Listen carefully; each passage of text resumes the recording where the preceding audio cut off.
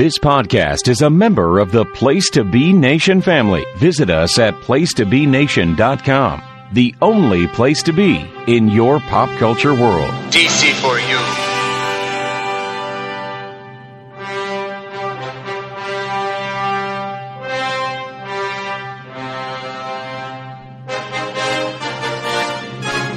DC4U.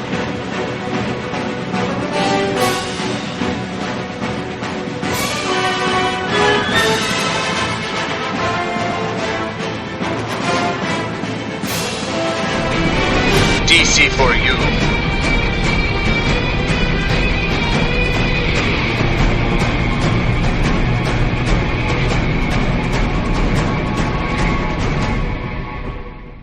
Welcome back to the only dedicated DC Comics podcast in all of Place to Be Nation. I am Russell. I am Todd. And we are here this episode to tell you about a time. Come with us back to the early days of live-action superheroes. And no, we're not talking about the serials of the 1940s that you would see in the movie houses, or are we talking the 70s era of the Incredible Hulk and Spider-Man, or the 60s Batman. We're kind of talking about a thematic sequel to 60s Batman and Robin in the Legends of the Superheroes. This is a special that was produced in 1979 for NBC television by Hanna-Barbera, kind of loosely using the roster of the Super Friends and the Legion of Doom, the Super Friends villains, but with a couple of substitutions, characters that you would not necessarily see on the cartoon, but you would actually have, characters from Legion of Superheroes thrown in here, kind of random choices. Russell, were you prepared for the levels of high drama and world-beating the level of stakes introduced here in the Legends of the Superheroes special? We're looking at the first one called the Challenge. It was a two-parter. Yes. I don't think anything can fully prepare you for what you're going to see when you watch this. You just have to really experience it for yourself. But we're going to try and some of our experiences with it. Yeah. This actually speaks to the other side of this show, because we've told people in episode 1 that sometimes you're going to talk about the weird and the silly of DC Comics and of just DC lore, and I think this falls under that category. Yeah, without question. This is goofy as S. You have kind of the unexpected team roster. You have no Superman to be found, right? You have Superman was busy being in Richard Donner movies at this point, so if we were going to introduce him in here, it would totally undermine what was going on in Superman the movie and Superman 2, which was soon to come out after this.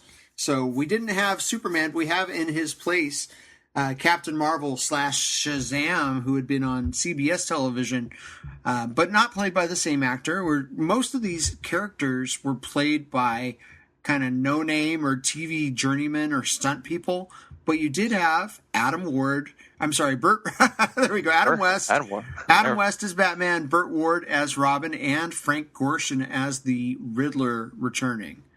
And Frank Gorshin steals this show for me. He was fantastic. He had actual comic timing, and you could definitely tell he was like, I haven't had a gig this good in a while, because he overacts and he's having a great time. You got to feel for him. Like, okay, he's all in on this. You want to talk about somebody who can chew up some scenery. They give them nothing to work with, and No. He chews the hell out of the scenery in this episode, and it is wonderful, especially his scene with Captain Marvel when he is doing his Sigmund Freud impression.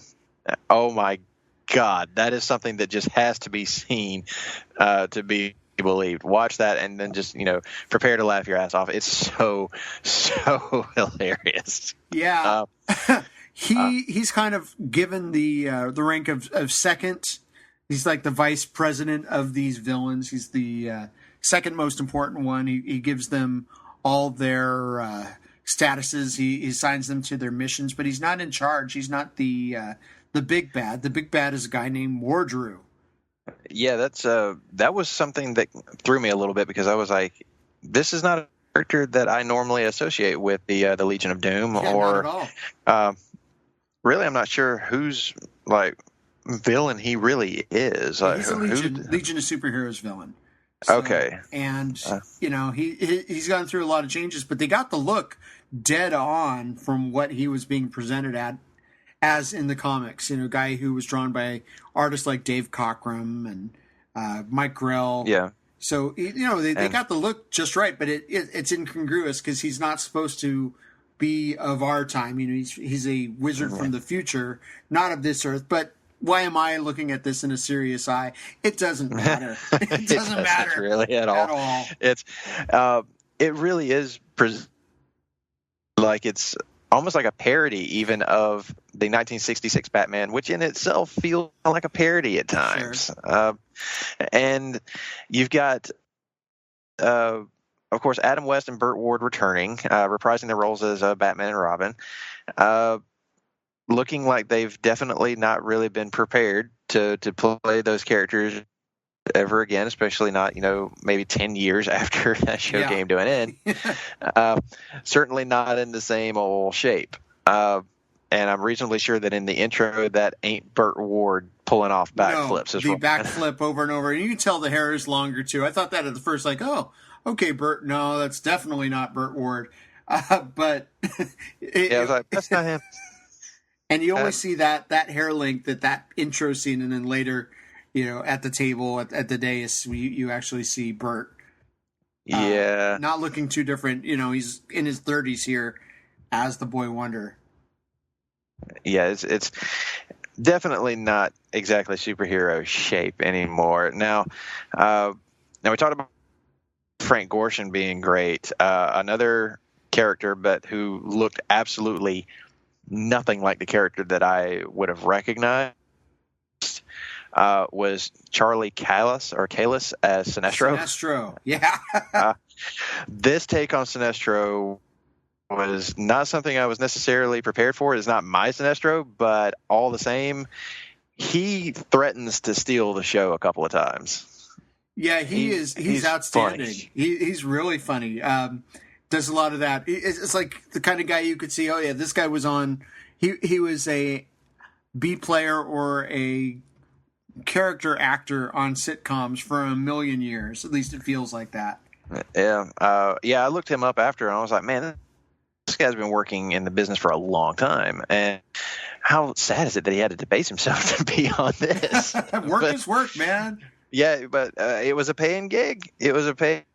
And he hammed it up something fierce. If you want a clear example of that, the scene when he's dressed as an old gypsy woman.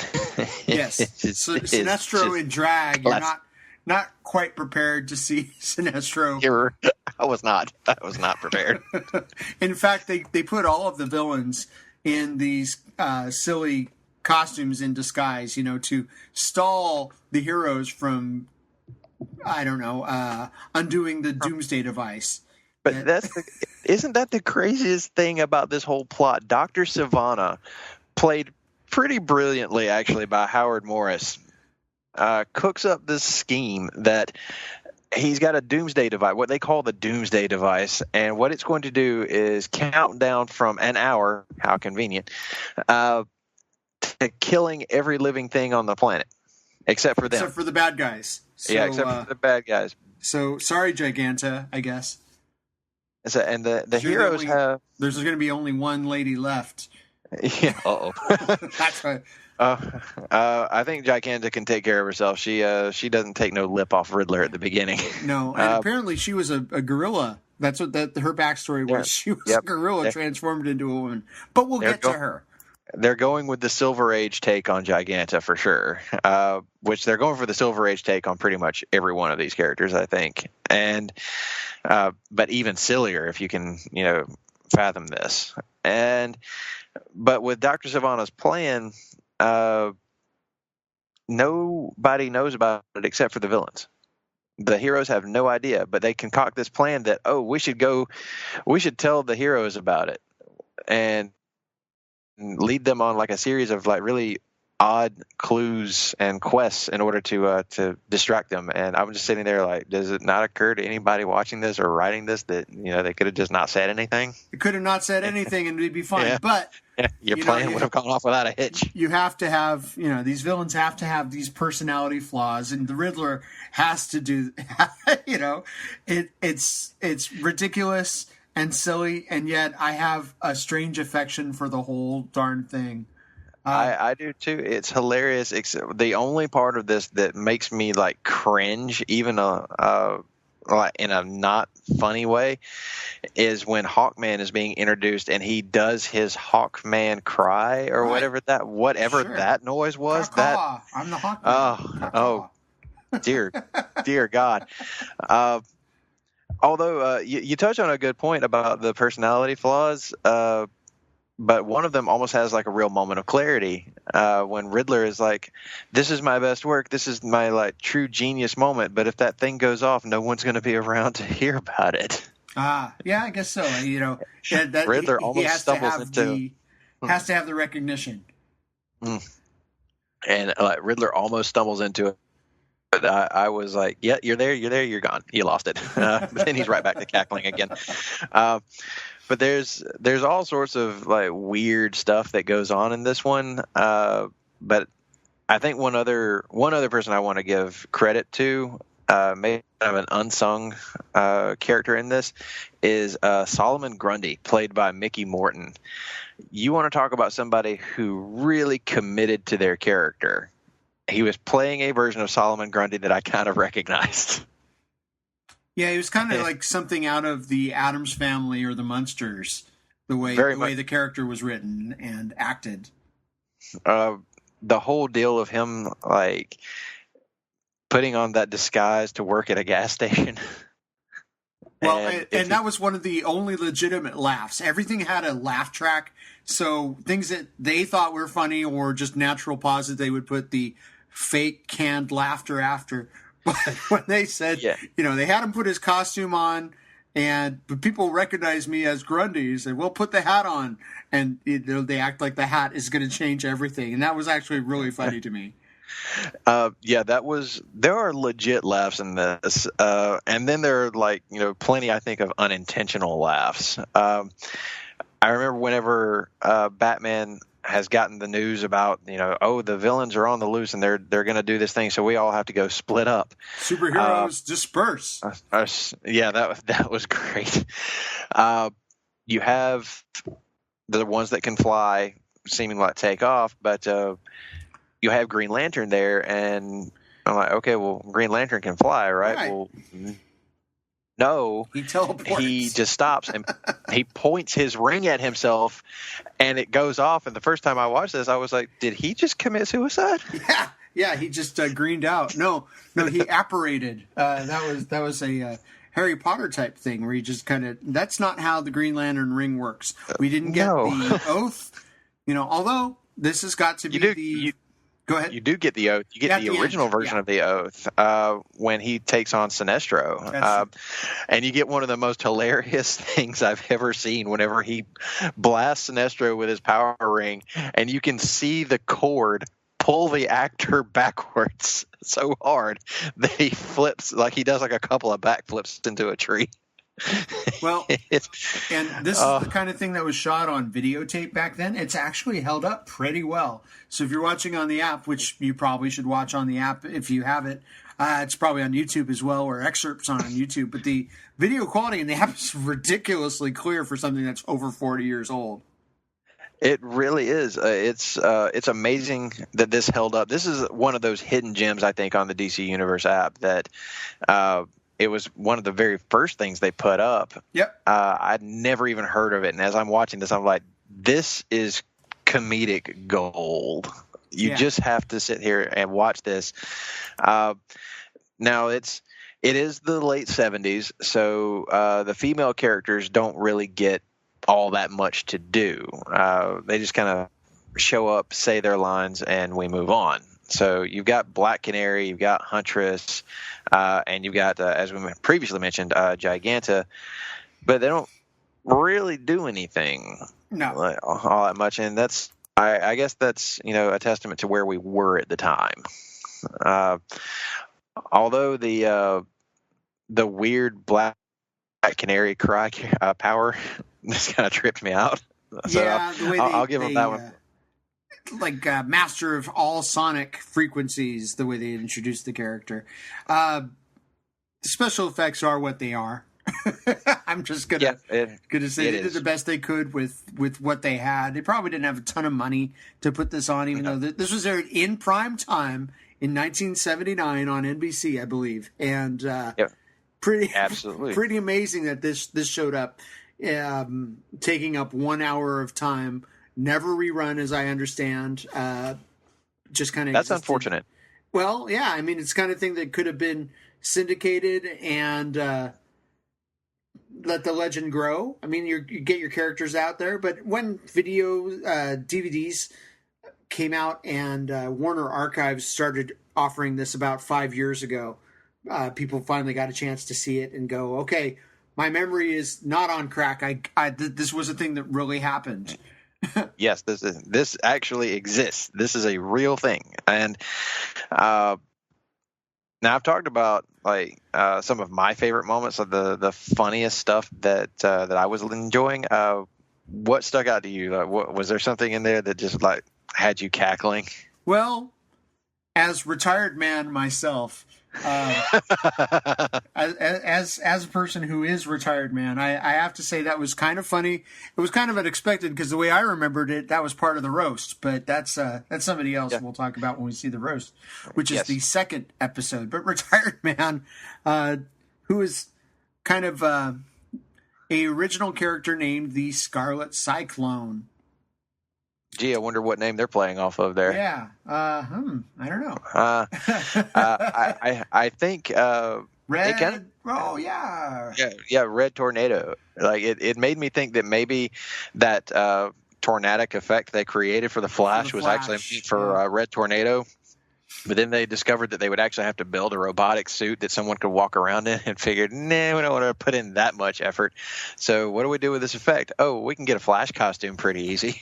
And pretty much all of the DC heroes are portrayed as robots, with the exception of Batman and Robin. They're all kind of flat personalities anyway.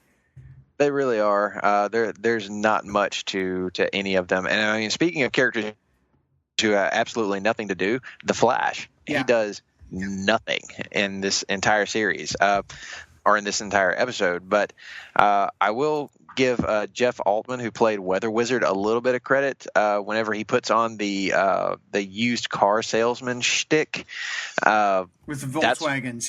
Yeah, with Volkswagen. That scene was actually funny, even though whenever he's as Weather Wizard, it's not really that great. He's just kind of there. But that used car salesman bit, that was actually pretty good. I'll give him credit there. Yeah, it's kind of funny because it does hit this formula where they all have to take on these disguises to stall the characters. And so it's again, I treat this as though it's a comedy parody, not too different from say the spirit of a show like Powerless years later, playing the DC universe for laughs. But this is the 70s. The laughs are a little bit different and less ironic. So. They are.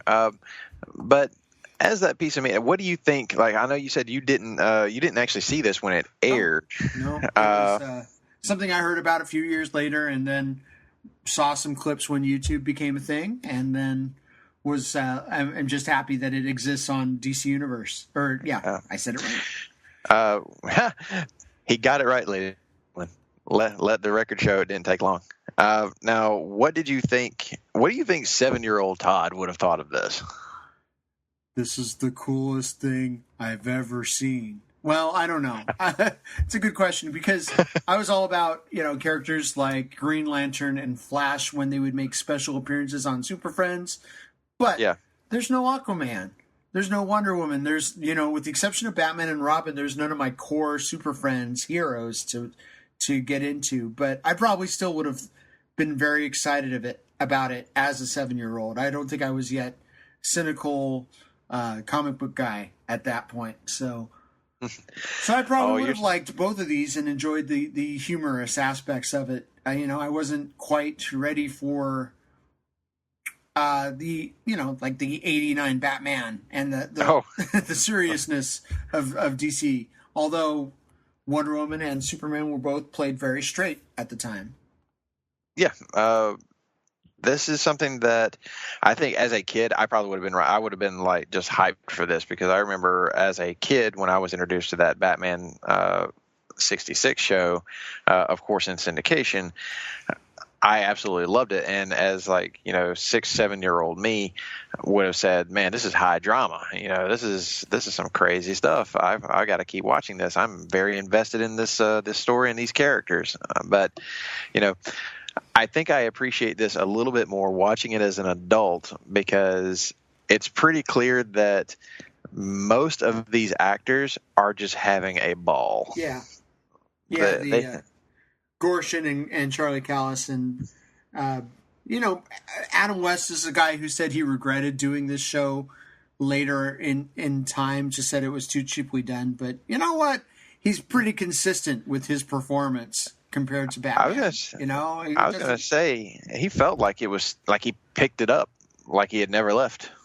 Like he just goes right. He slips right back into being Batman or being that take on the character. And the same with Burt Ward. Burt Ward really hammed it up as Robin and is the only one in the ending fight scene. I don't know if you caught this, but he's the only one that really throws anything that looks like a legitimate hit when he does like this jumping punch thing. And I was like, did he actually hit somebody in the face just now? He's like, you're going to sell for me, damn it. Yeah. Robin, Burt Ward is a fan of Roman Reigns, I suppose. Yeah. He goes for the Superman punch and delivers what was the only convincing moment of action in this whole exercise, but it's still pretty funny. And I know that, we mentioned Mordrew earlier, but I would actually say that he was pretty good too. He played that character up, hammed it more than a little bit, but Gabriel Dell did a pretty good job, all things considered, even though he feels a little out of place amongst the rest of the villains. Yeah, he was commanding enough to be the big bad and be in charge. I don't think I have a problem with most of the performances. I think it's just on the hero side, some of them just felt very one-dimensional. And that's it is what it is. You're getting the first live-action appearance of the Flash, of Green Lantern, of Black Canary, wasn't it? And the Huntress. The Huntress had just been created 2 years or so before. Wow! So All-Star Comic I think it was All-Star Comics as. Earth 2. They didn't even give us an explanation why she was here with the lead. What would they call the assembled heroes? They didn't call them the Justice League. They didn't call them the Super Friends. They were just Batman. I feel like he referred to them as a group, an official group, but I don't remember the name of it. I don't remember them ever actually having a name. That was something that they didn't really get into. It was more or less just here's this group of heroes who are all for some reason hanging out together. We also don't really get much of an explanation. No. Well, it was to celebrate Scarlet Cyclone retirement. Yeah. And then Batman gets a fax. The alert went off that Riddler was planting clues, and we've got to we have the sledgehammer of plot. But for what it is, it's worth people, especially if you have the app, to seek out and watch and take it for what it is. A snapshot of 1979. I recently have been rereading the New Teen Titans from about a year that came after that, and the characterization of Robin is a little bit different in Wolfman and Perez's New Teen Titans compared to what Hanna-Barbera's Robin was being presented as here. Oh, for sure. The whole Hanna-Barbera doing DC characters thing is that's actually something that I think we'll probably get into in later episodes. But But this was a fun rewatch. I'm glad that we decided to do this one so early on, because it was just a lot of fun to get into. And I would highly encourage anybody to go and check this one out. Go in ready to laugh, because that's what it's there for. To me, I think that's what its intended purpose is. Just go in ready to sit back, watch some pure cheese, and laugh hysterically. And would love to hear what you guys think about this one after you check it out. You can come to the Place to Be Nation Comics Facebook group. Find the link for this episode. Tell us what you thought of it. Tweet us at PTBN Comics. And, of course, come back next time for another episode of DC4U, where we will continue exploring why DC Comics really does have something for everyone. And I'm sure that this will find an audience if you go and check it out. But with that, for Todd Weber, I'm Russell Sellers. Thanks for joining us. We'll see you next time.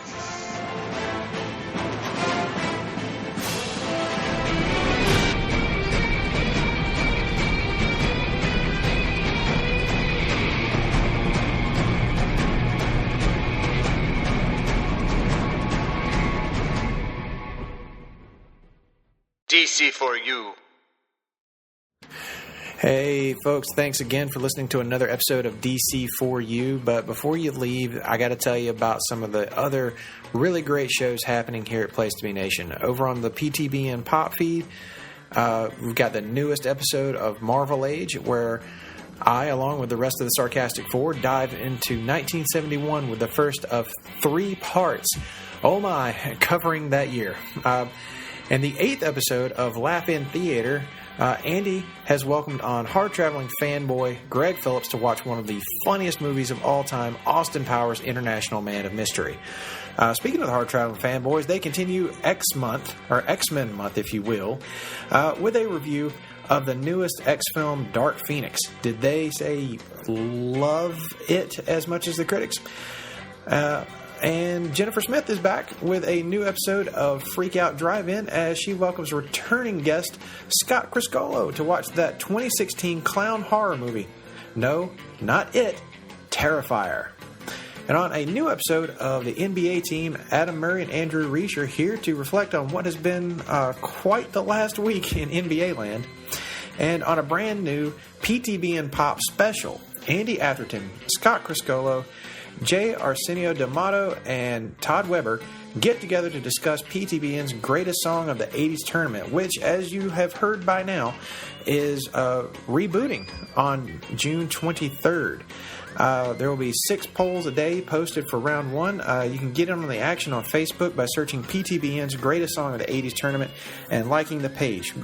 Make sure you weigh in on this. It's going to be fun stuff. No Russian bot interference this time, hopefully. And over on the wrestling feed, the newest episode of Main Event, Scott, Nate, and Steve recap New Japan's Dominion, and they look ahead to the G1 Climax and then discuss AEW's TV deal with Turner. On the Place to Be podcast, Justin Scott and Steve Bennett are back inside the home office for a dive into the September 30th, 89 Madison Square Garden house show.